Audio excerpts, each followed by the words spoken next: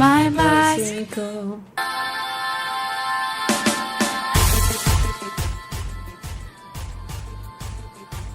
Broadcasting since 1994, you are listening to KPSU, Portland's college radio, streaming worldwide 24/7 at kpsu.org.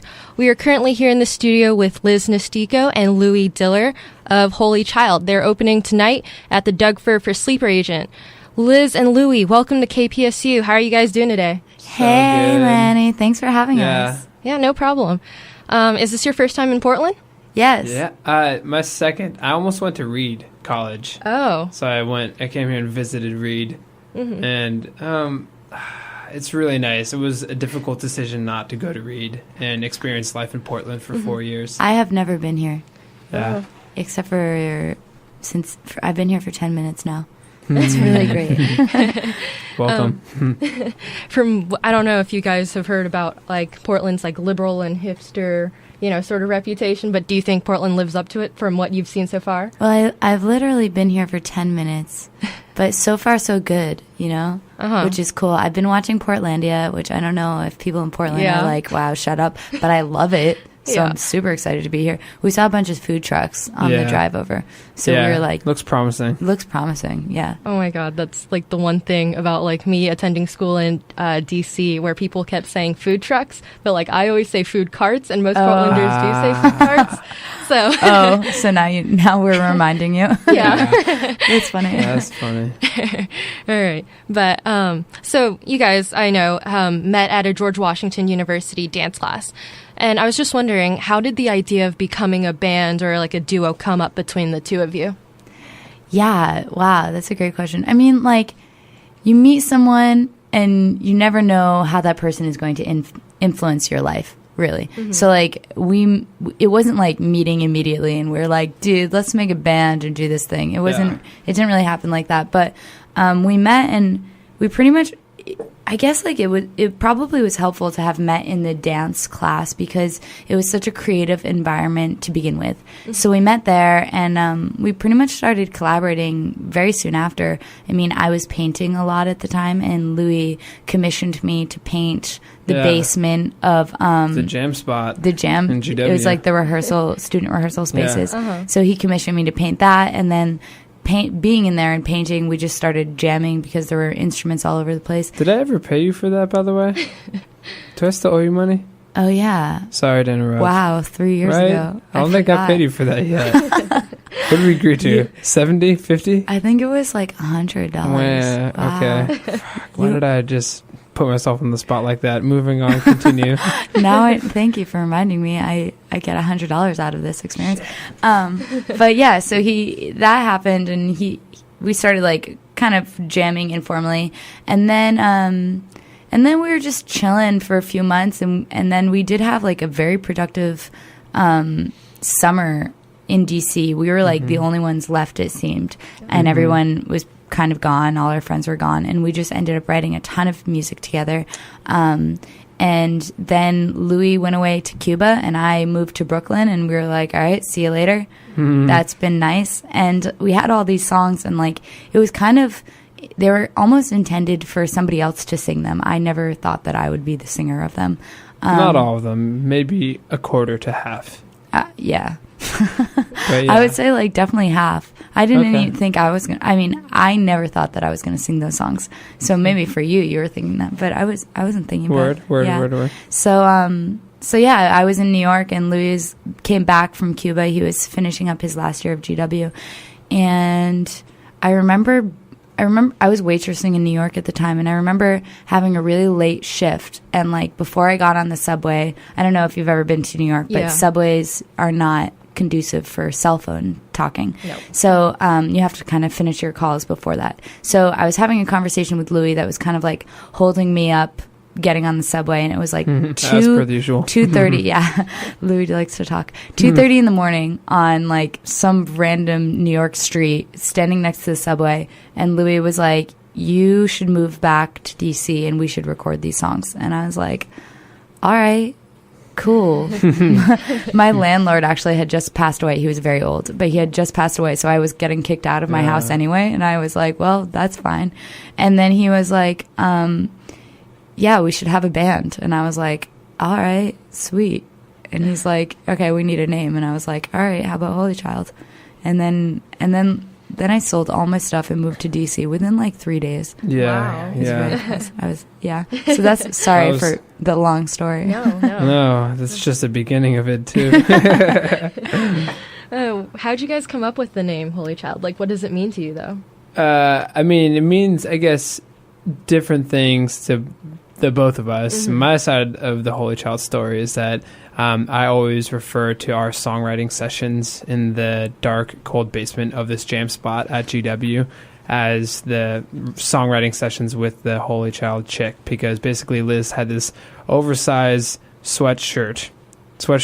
Yeah, Louie doesn't know the difference between a sweatshirt and a sweater. I'm never going to get it. I don't either, so it's yes, Lanny, thank you. But it was a sweatshirt. It was a hoodie. Yes, and it was a hoodie. You're right. It was a hoodie.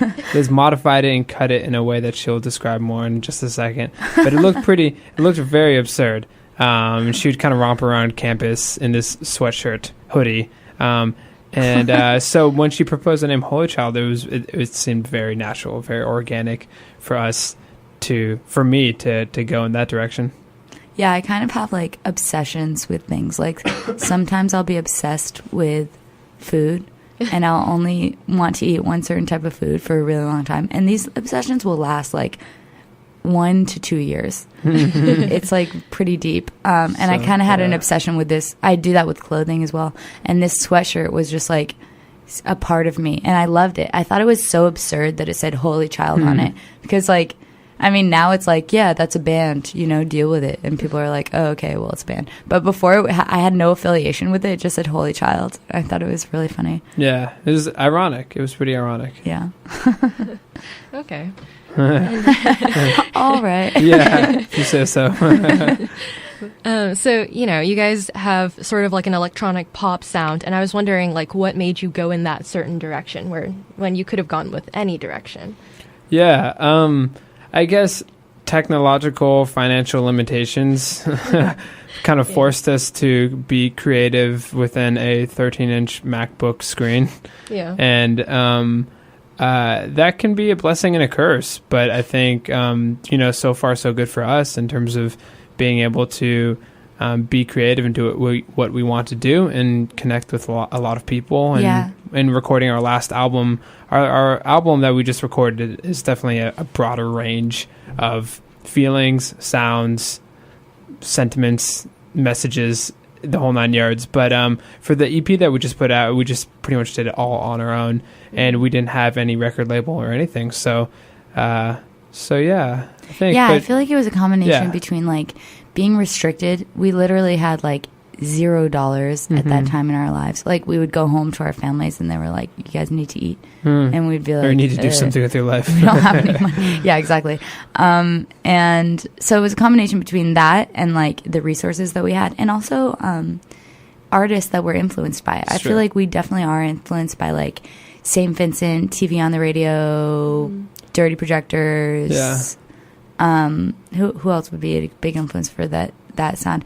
And Little Dragon. They all kind of have that like electronic element. Yeah. The goal is definitely to blend electronic and real instruments, and that's what we've been able to do now that we had a budget to record, which was so cool. Yeah, but to record real instruments well is difficult. It requires like good mics and a good room and a good engineer, and that all costs money. Yeah, which we didn't have, so now we did it. Should be cool to have that out hopefully soon. Yeah, I can't wait to hear new stuff. Yeah. Now, you guys were at South by Southwest a few weeks ago. You have the Firefly Festival coming up, and you've been touring endlessly with Sleeper Agent and Jukebox a Ghost. Yeah. And I was just wondering, how do you guys keep up the energy night after night? Sleeping. That's a great question. Yeah, sleep is necessary.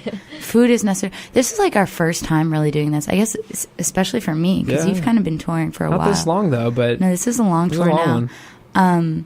So we're learning. This is a learning process right now. Yeah. It's like, what does my what does my body need and not need? Like, I need food, but it can't be from a gas station. I need to sleep, hopefully not in the van.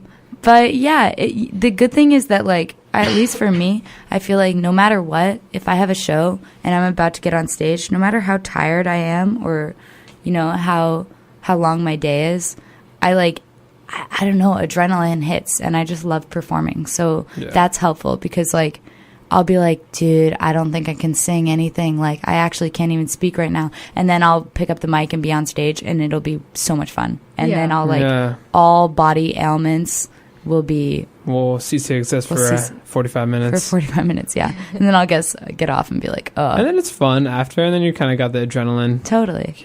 Keeps on going. Yeah, but I think that's where the energy is coming from. It definitely comes from the connection that you have with people at shows. Yeah. That's, like, so huge for me. Yeah. Also, our band is really badass. We're touring with two, my older brothers on drums, and one close friend of mine from 6th grade is on the other multi-instrumentalist guy, and they're fantastic to play with. So they always bring the fire every show. Yeah. So that's inspiring to play with them, and we have an amazing front of house sound guy who makes us sound pretty great every night, which we're really privileged to have. So that, you know, it's a combination. Definitely. Yeah. Yeah, I definitely see that in, like, really good bands. Yeah. Yeah, so about a few weeks ago, you guys released a music video trilogy for 3 of your songs, Happy With Me, Every Time I Fall, and Pretend Believe. I understand there's a feminist message in each of those, and I was wondering if you can speak to that? Yeah, totally.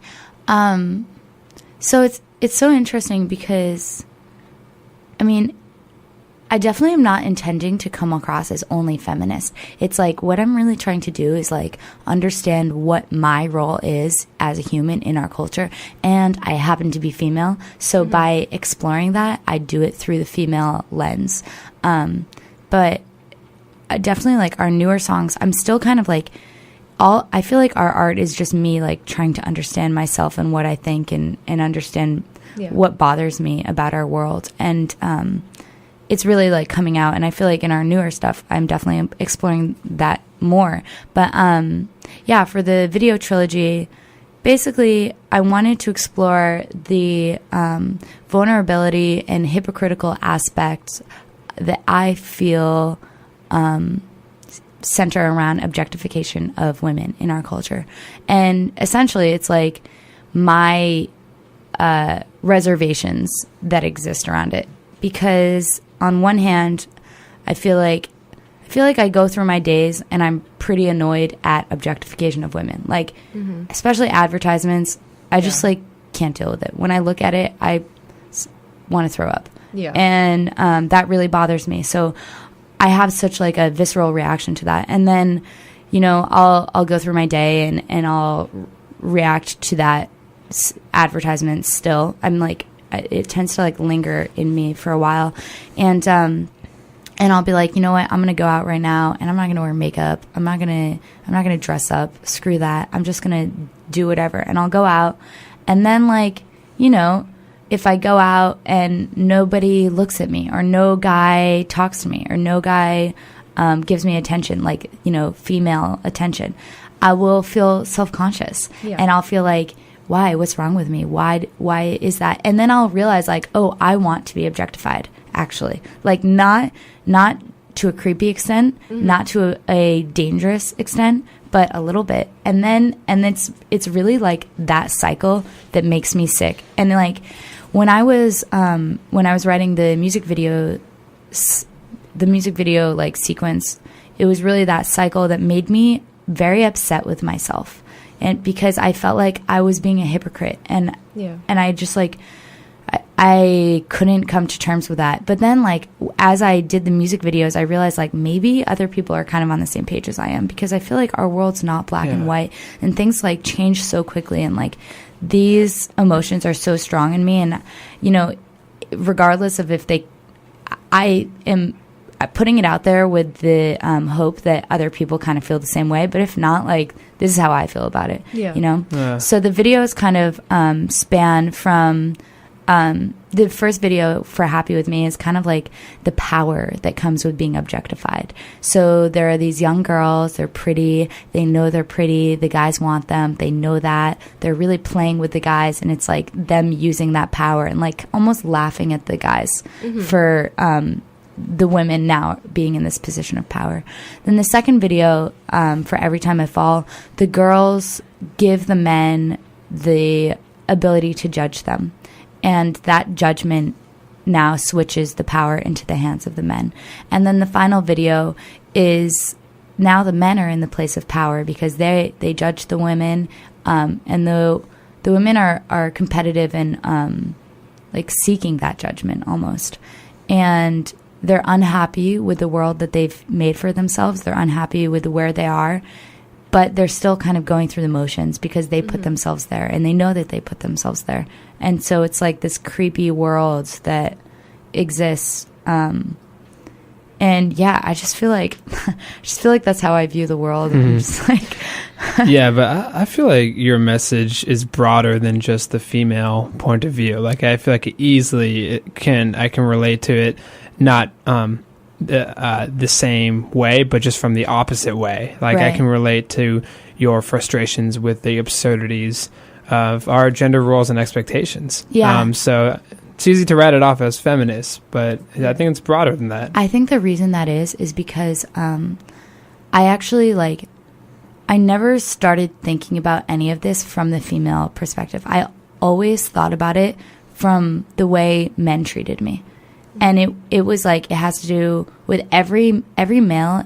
I've had a lot of relationships with guys in my life, that I feel that they were really trying to live up to be some ideal macho man and not show emotions, and that really destroyed them.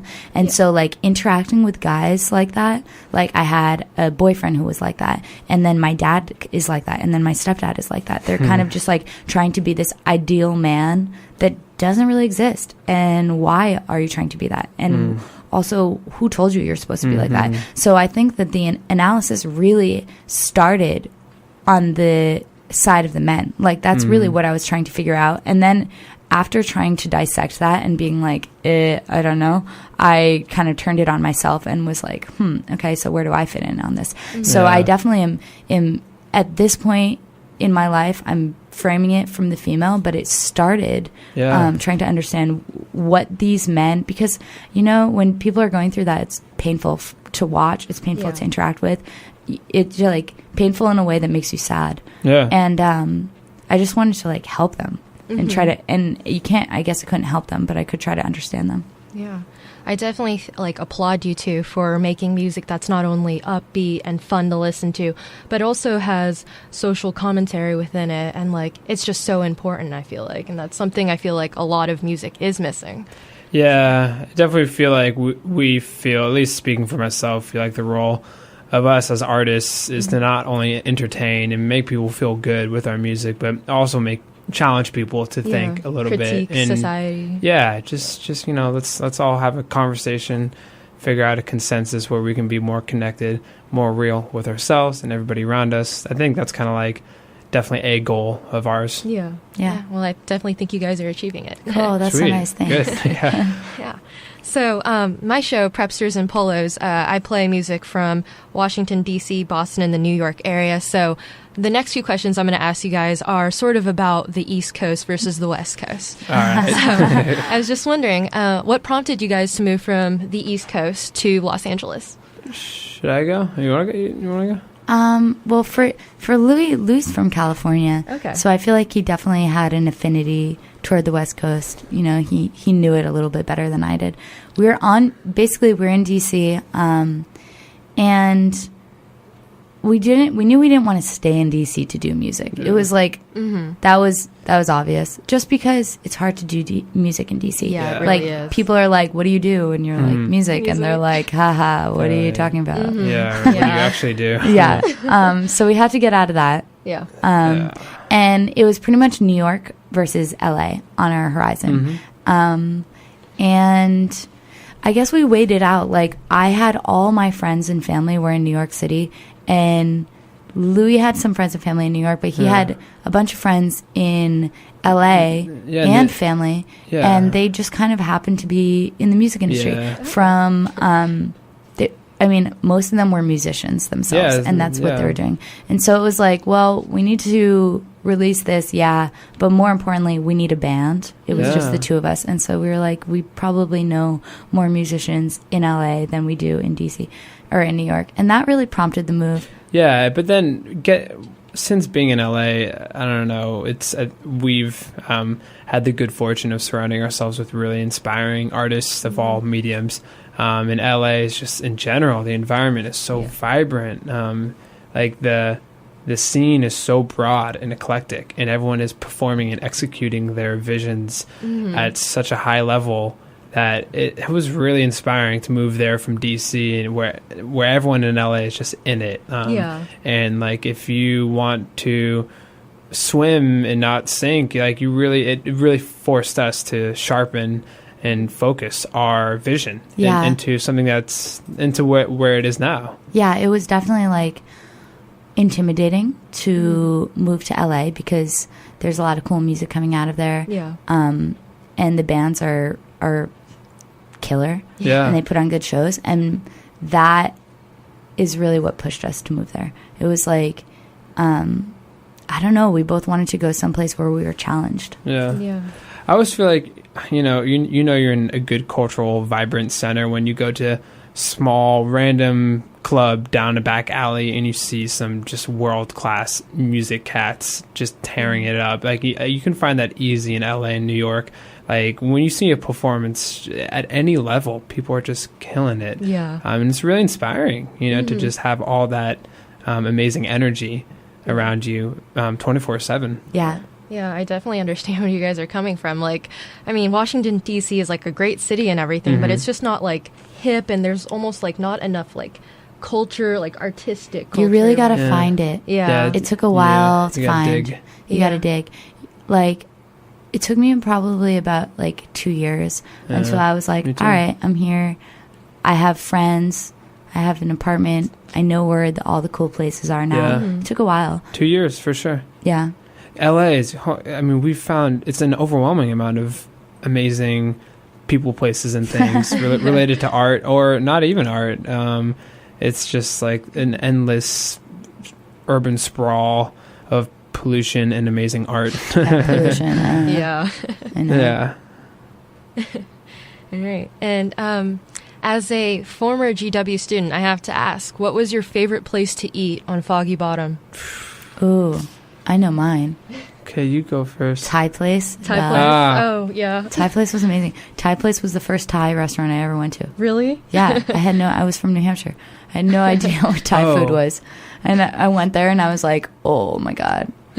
Oh man, what's that spot in the hotel where we went with Sam Shaw?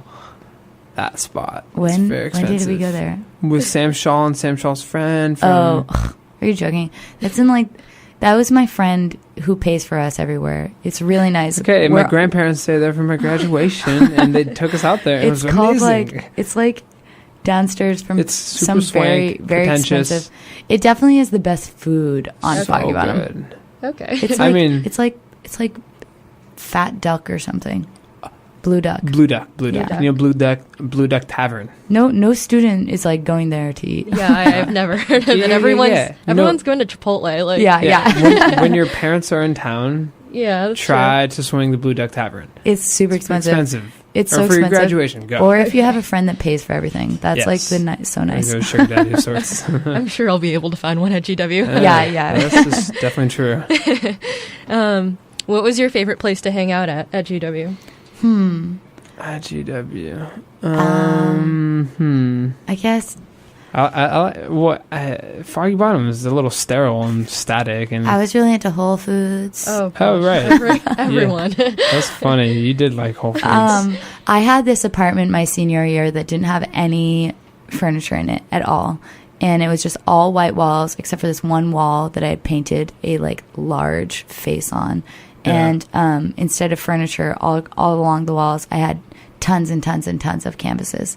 I pretty much just like chilled in there and had tons of parties. That was great at the Savoy. Yeah, that was a the classic room. Savoy. Honestly, I am a nerd, and I really enjoyed hanging out at the mall. I felt like that's what kind of made DC and Foggy Bottom exceptional, was the monuments. And I'm really into progressive people like Lincoln and Jefferson and FDR and all that jazz. So it was, I always felt very fulfilled just strolling down there, spending an afternoon or day just nerding out to what those people have done. Yeah. And MLK, oh god, the MLK Memorial's so good. So nice. So yeah, I think it was the mall. Okay. Yeah. Well, I thought you were going to take that in a different direction and say Gelman Library, and I was like, are you kidding me? No. Oh gosh. God, I tried to avoid that. The library wasn't That really jail. It was That only prison. the 6th floor that was cool on the library. They redid the Yeah. first floor, and it looks a lot nicer now. Oh, they did? Yeah. Oh man, I had a couple sleepless nights there. Yeah. Overnighters, or what do you call them? Overnighters? No. Yeah. All-nighters? All-nighters. Couple all-nighters. Yeah. God. Yeah. Next question. If you guys weren't musicians, is there anything else that you would like to pursue? I was just asked this recently. Yeah. I like it. This is a good one. Yeah, this is a good one. Louie knows. All right, fine. I guess I know. I mean, you never really do know. But when I was 18, I went to school for international affairs. And I thought at that time there might be a small chance that I would, do foreign service or service in some capacity. I think I found that idea to be as fulfilling as doing music full time. So I still don't want to rule that out for my career life options down the line. For now, it's really working out well in the music path. Yeah. But yeah. That's for me. Yeah, I know myself now enough, and I know that I would be making art in some way. That's just like what I connect with the most. It might not be, if it wasn't through music, it would be through dance or visual art. But I'm like, or even writing, I just go crazy when I can't express myself. Like, it's so bad. Yeah. Louie will know. Like, I'll be upset, and he's like, dude, you got to write in your journal. Yeah. I'm like, oh, yeah. And then I write, like, 5 pages of, like, slam poetry or whatever it comes out as. And I'm like, oh, okay, now I feel better. But I just know I would be making art. Because actually, when I graduated from college, I also went for international affairs, Italian literature, and dance. And when I graduated, I tried to get like a 9-to-5 job in New York City, and just like nowhere would hire me. And I don't think I'm a bad person to interview. It's not a matter of incompetence. Yeah, no, totally. Like, I feel like I was very qualified for these positions, and they would be like, where do you see yourself in 5 years? And I'd be like, I don't know, like living the dream, traveling everywhere, and having like painted this crazy thing. They're just like, okay, gypsy chick. Yeah, they were like, girl, here. we can't deal with you. You got to get out. You can't have a 9-to-5 job. That's not for you. And so it took me actually like a lot of job denials. Is that the word? Rejections. A lot of career rejections to realize like, oh, I'm not being rejected because I'm incompetent. It's because I'm not fit for this, and everybody sees it. Nah, you're being true to yourself. You know? Totally. Whatever. And now I see it. Yeah. Yeah. That's good to know. Liz, the multifaceted artist. I It's can't. awesome. Yeah, I don't know. Blessing and a curse. Yes. Then, like, I know last week or the week before, MySpace took you guys out to lunch. Yeah. Like, oh my gosh. Yeah. Like, why didn't I think of that? Like, so now Yeah, I'm hungry right now. Yeah, I Let's go. right? So now I have to ask, what'd you guys get? And, like, was it great? And who interviewed you? Was it Tom? No, it wasn't yeah, everyone's asking that. That's fun. I I totally forgot about Tom. I was pretty excited about Justin Timberlake. Oh. Yes. Either one. We went to this. They like let us choose the restaurant. I was so hungry that day. That was pretty good. much the first meal we had in like 5 or 6 a couple days because touring just got too Touring's crazy. And like we don't happen to have. We have a tour manager right now, but we don't happen to have a team that's like particularly good at planning meals. Hire me. Yeah. Hire me. We need that. Yeah. That's something you can do that's helpful, because we're all like, oh, and then we go through the whole day, and then we're like, angry at each other, and it's really just because we didn't eat. Okay, listen, giving the team the benefit of the doubt. We've been playing main support. Main support is 2 of 3. Basically, when you play 2 of 3 on a bill, it really messes up your lunch and dinner times. It messes up your food schedule, because if you eat before your show, then you kind of have a full stomach when you play, and it makes you feel sick. Yeah. But if you don't eat before your show, it's pretty hard to find anywhere worthwhile that isn't fast food after the show. So you're kind of effed. Yeah, totally. So anyway, Sorry. MySpace. We got, what did we get? We shared burrata. some pasta. Burrata, right? We got a burrata appetizer. It was so good. Gnocchi. I got gnocchi. No, I we did. got pappardelle. Remember when we shared you're right. it? That was so good. I'm hungry. It was so good. And this guy Alex interviewed us, and he was so sweet. He was nice. He was really funny. We started, and he told us how he was like friends with Courtney Love, and like told us about her interesting text messages, which was like fascinating. Yeah. And the gay club we have to play. Well, gay night. We played this strip club in New York City, and it's called West Way. And then every Tuesday night they have a gay show there called West Gay. And yeah, I know. I thought that was so awesome. It's so awesome. I was like, dude, I love that. I want to call it that like from now on. Yeah, hell yeah. Tuesday or not. So he was telling us about this drag show that takes place there that we should totally play. I would love to do that. I think we want to do, for our album, like a headlining tour where we play like drag shows or strip clubs. No, the goal is to play 2 nights in every city and like play a normal show, you know, whatever normal venue. Then the next night play in a strip club. Yeah, or play an all ages spot probably, right? Oh, I want a strip club. Well, no, play an all ages spot and then play a strip club because you can't. You have to be 21. Yeah. Yeah, sure. Let's do that. But I think like the strip club is a really interesting place to play a show. Yeah. We're going to have to bring in our own sound. And we got to bring in our projectors too. Yeah. I'm making projections for our shows. Yeah. I'm so excited for this. Yeah. All right. And before I let you guys go, I was wondering if listeners are interested, where can they find you and your music online? So everything's pretty much, you know, in all the spots, YouTube, Spotify, iTunes. But you can get to it all on our website, which is holychildmusic.com.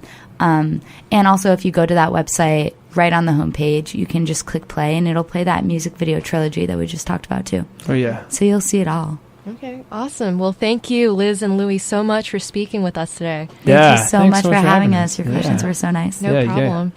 Oh, yeah. Also, there's a great, before I end this interview, I just wanted to let you guys know that there's a great, like, Thai food, like, everywhere downtown Portland in the food carts. Yay. Ooh. Yeah. Do you know what it's called, or is it just any Thai food spot? Just food trucks. Just all over. Yeah, I saw that. That's great. We should go ahead and hit that up. Yeah, I think we're going to do that right now. Okay. All right. Well, thank you. Thanks so much for having us. I can't